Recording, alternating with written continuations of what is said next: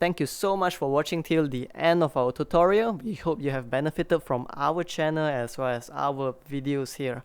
If what we do here has been helpful to you thus far, please help us or support us by pledging to our Patreon, or you could just support us by liking, commenting down below as well as sharing our videos. Thank you.